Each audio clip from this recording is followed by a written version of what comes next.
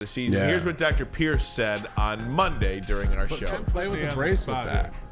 There are other options where the ACL, I trust the team physicians, and if they're saying, he needs surgery right away to repair it. In the old days, they would let's get through the season, we'll deal with it. Let's brace it, let's do everything we can. Today's a bigger business, a long-term thinking, and it's not like the ACL where you're down, you're done, because you cannot create any stability. With an MCL, you can create alternative stability with that injury. So play with a brace with that. There are other options where the ACL, you don't have much of an option. With an MCL, there's some options, and the thing is, they're so powerful and strong, depending on how much swelling was around it. There's other factors that go into it.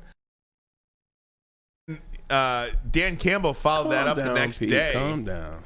Dan Campbell came out the next day and said they're not going to put David Montgomery on IR. And then just Wednesday, David Montgomery said he is not done for the year. He is going to try to come back at some point. And so, Dr. Jeff Pierce, good afternoon to you. How are you all doing? Doing great.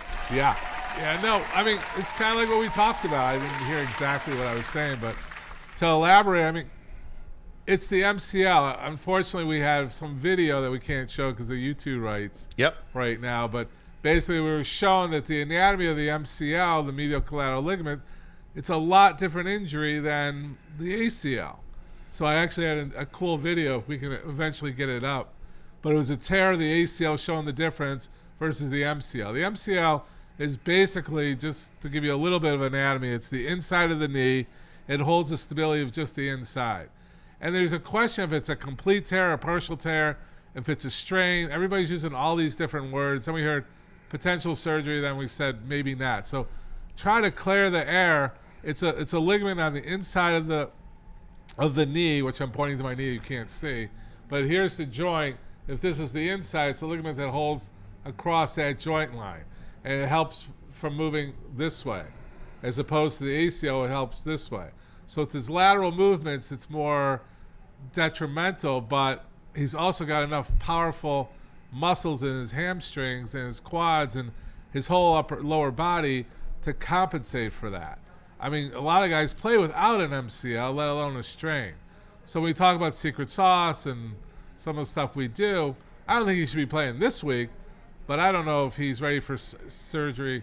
If he's doing surgery, then he has to be focused on repairing that and special recovery, which will not be timely for the playoffs. Yeah, this isn't really a question for the guy. This is more so agreeing with him. I remember being in Cleveland my rookie year. Josh Cribbs, who ended up being one of my good friends, wanted to be a couple Pro Bowler, a lot of kick returns and punt returns in his career. He did the same thing. He slight tear in his MCL our rookie year and literally set out 2 weeks, then maybe 3. They put him in a brace, start working some things. He started running down on kickoff again, and he started returning punts again. So he played through it, and by the end of the year, you looked up, that brace was gone, and he was fine. He got back to a point, and then he got scoped at the end of the year, and he came back. But you're not running the risk, even in big business, of getting him hurt for a long time tenure. Like, this guy will be fine. He won't hurt it much more than it's already hurt, and then you'll get it scoped and get it cleaned out, and he'll get the procedure. He'll be fine coming next year. So I think they should do what Doc said. Yeah, I mean, it's going to be what he's doing. He's so strong. Right. He's so powerful. You don't know if that was the initial injury to his knee, because he's been complaining of some nagging knee issues. This might have just been the hit that kind of put him out a little bit, but it wasn't the main hit. Like an ACL, like with McNeil, it was a moment. That was the moment it tore. He's out. That's, there's no question there. We've seen Montgomery in the tent a bunch of times over the year and, return to the field, or not return to the field, but then come back out and start the next game. Yeah, I mean, he's got that mental toughness too, and, the grit, and is he going to pass on it? I see him doing everything to stay on the field before he says, because he can have surgery this week, next week, or the following week. And it won't make a difference? It's not going to make a difference. It's, he's getting the swelling down. The training room, I'm sure, is keeping that well under control. I'm sure he's getting some of that special sauce to see if it can, heal up or at least get him to a point. Like you said, you can brace an MCL, right? So that brace is going to feel very secure, and because he's so powerful in the rest of his muscles, he should be able to compensate and be productive. Will he be 100%? No. Will he have 10, 11 gear? No. Can he get up to 7, 8 gear? Yeah. So Montgomery is 7, 8 with his mental toughness. With where we're at, I think it's worth a shot. Don't just shut him down just yet. And, Dr. Pierce, that's exactly kind of what he's saying now, and you've been saying that since Monday, ahead of the curve on everybody in terms of that, and that's one of the reasons why we love having you here. But David Montgomery said, look, I'm not having surgery right now. As of this moment, he is not going to have season-ending surgery. As of this moment right now, if he does not have that surgery, which would put him out for the rest of the year because that's a different recovery, if he does not have that surgery, what are we looking at here? Are we looking at regular season comeback? Are we looking at 5 weeks? Maybe they get a first-round bye and they're in the divisional round. What are we looking at in terms of legitimate time off?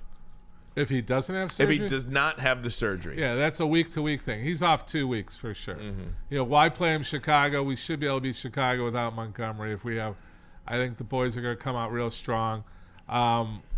The following week, I think it's game to game in his strength and what he's doing, because there's parameters for him to accomplish. Is he going to be doing box jumping up to the 6 foot level? No. Is he going to be able to cut and change directions? Yeah, that's what we need to do. Is he a decoy? Is, like I said, when he gets to that 7, 8 gear, like I keep saying, the 10 gear system, which actually Braylon started me on that analogy. But I think everybody's playing. He's got to be above that 6, 7, 8 that he feels, right? So that's education. That's a great training system that they have there. The medical doctors there. I mean, we're happy to see him put our 2 cents in.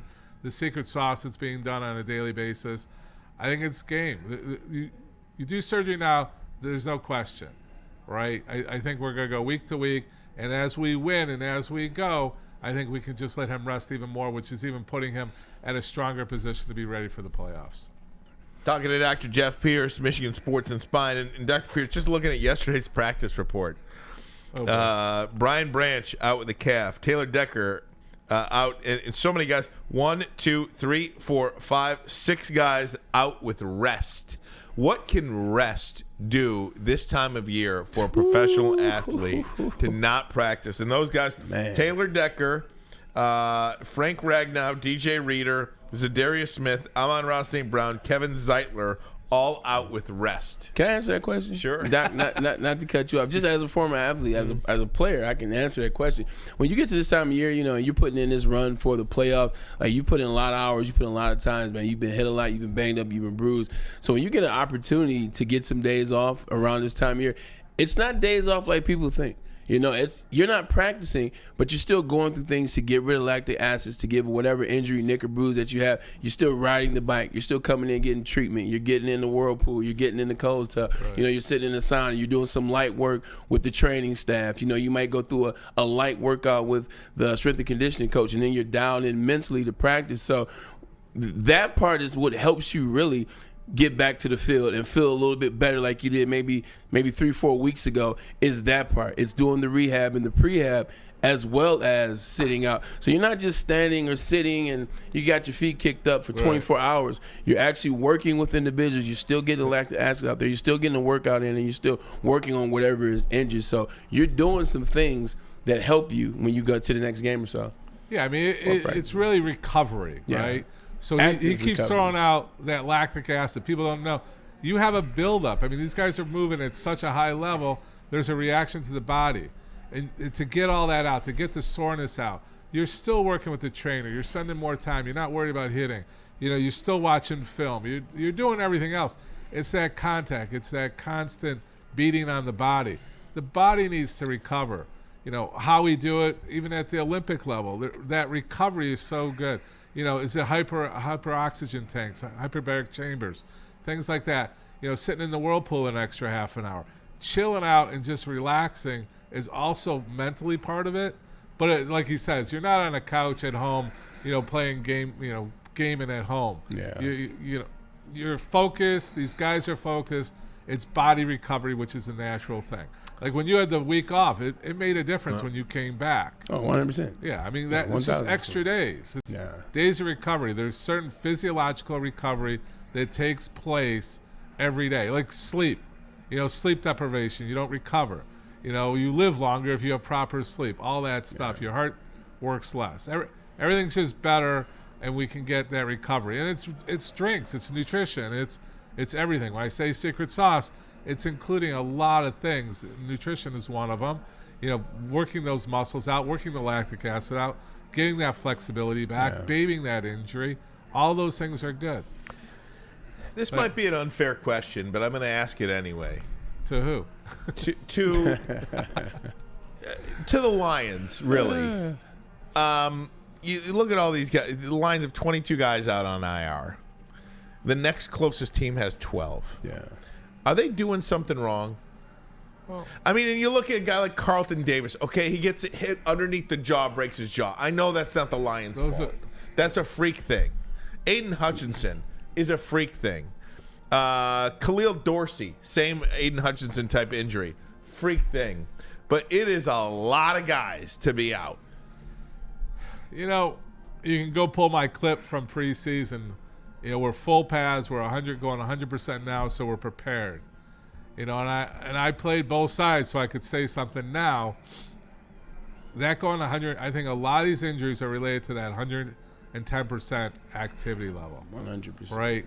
I mean, I can't blame strength and conditioning. It's the attitude. These guys wouldn't have it any other way. Mm-hmm. It's the mentality that they have.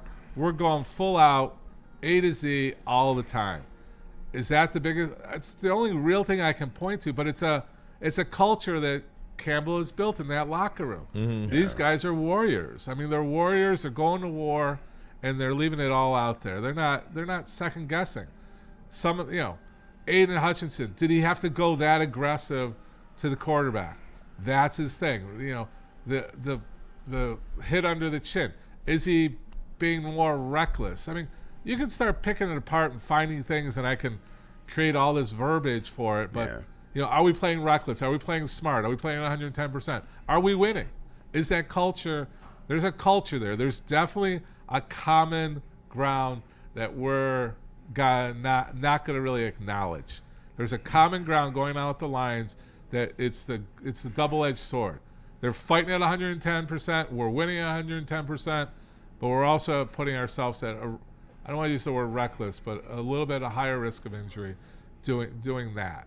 There's not one person or like I always refer back to the Red Wings, which is the only thing I can really relate to at our professional level. We had crazy, stupid injuries because of our training program changed, and we had a lot of sports hernias. I don't know if you remember that. I don't. It might be pre-you. Yeah.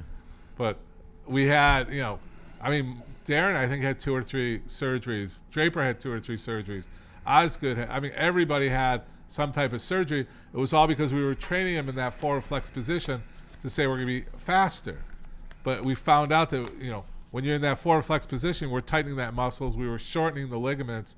And then when you get hit upright, it was just so taut that it tore when you did it. So we changed that direction. We changed the training program, and we changed that flexibility program. So that was a moment in time that we could point to. Right now, my best theory is what I just got done saying, not to repeat it all. Yeah, go ahead. No, I'm listening. No, I was going to say, literally 2 days ago, I was talking to Stick. Stick was sitting in that very same chair, and he asked me that question. He said, is it the intensity that the Lions play with? And I agree with you 100%. They play with 110% intensity. They play for the man next to him because they don't want to be the one on film that doesn't look good. They don't want to be the one on film that doesn't look like the rest of the locker room. So when you play like that, I mean, how many times have you heard, teams or players say before playing a team, it's like, we're going to have to give them a little extra this game, and we're going to really get up because of what happened. There's a real level to professional sports athletes giving extra or giving all they have versus giving enough to get by. And I think with this Detroit Lions team, every game, more often than not, they're giving all they have. And when you got guys out there going 120%, it's like in practice. Coach sometimes say, hey, slow down. These Lions guys, they don't slow down. No. Yeah. Dr. Pierce, you're the man, buddy. I wish. Yeah. You're You the went man. viral, Thanks man. for coming Huh? in. You got the Superman spit curl too, man. I see that. You went viral. You went viral. All right, We check gotta out play it. We gotta play it. Check out Dr. Pierce, MichiganSportsAndSpine.com. Bray, get us out of here. Appreciate you guys for listening. Don't have much of a voice. Gonna try to save it for tomorrow's show, which Ryan, Ermanni, myself, Tom Mazza will be back in studio, as well as KG. KG won't be here, but Maria and Pete Spivak will. We'll see you tomorrow. We appreciate Dr. Jeff Pierce. See ya. Thank you. I wanted.